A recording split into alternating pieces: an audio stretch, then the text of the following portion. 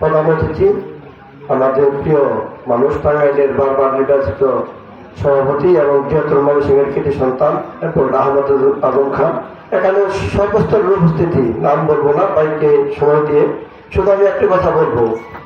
আপনারা এখানে গুণীজন মা বোনেরা আছে, আপনারা জানেন যারা পরিশ্রম করে তারা সফল হয়। এটা আমাদের নেতা দীর্ঘ 3 যুগ বাসাইল শরীফপুরে যে শ্রম দিয়ে যাচ্ছেন, ওনার সাথে দেখেছি। উনি 2 বার নির্বাচন করেছিলেন, সেটা প্রেক্ষাপট অন্য ছিল। 17 বছর সেটা শাসকের আমলে কোনো নির্বাচন হয় নাই। এখন ভোট দেওয়ার সুযোগ আছে। যে লোকটা দীর্ঘ 3 যুগ 35 বছর 36 বছর বাসাইল শরীফপুরে যে শ্রম দিয়ে যাচ্ছেন, ঢাকা থেকে এসে আসা যাওয়া করে প্রত্যেকটা এলাকায় প্রত্যেকটা জায়গায় রাত দিন, শুধু এখন না সবসময় উনি যে সময়টা এই সুযোগে ব্যয় করেছেন। আর বর্তমানে তো আপনারা দেখছেন প্রতিদিন রাতের 1টা নয় 2টা নয় 3টা পর্যন্ত এলাকা চষে বেড়াচ্ছেন।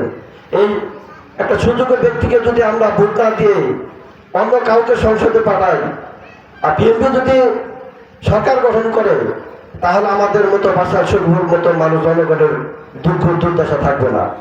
মানুষ বলবে একটি কথাই, সামনে বিএনপি ক্ষমতায় আসলো কিন্তু বাসার শরীফের মানুষ একটা ধানের শীষের মানুষকে বিজয়ী করতে পারলো না। এটা আমাদের জন্য কষ্টের না? উনি একজন যায় যে সংসদে সারাদিন চিল্লাচিল্লি করে এলাকার উন্নয়ন আনতে পারবেন? আমি লোকটার সাথে দীর্ঘদিন চলি, একটা শস্য রাজনীতিবিদ, কোনো প্রতিশক্তি পছন্দ করেন না। এটা এখন সরাসরি মানুষ এখন জানছে। ইনশাআল্লাহ দিন দিন ভালো হচ্ছে, আরো ভালো হবে।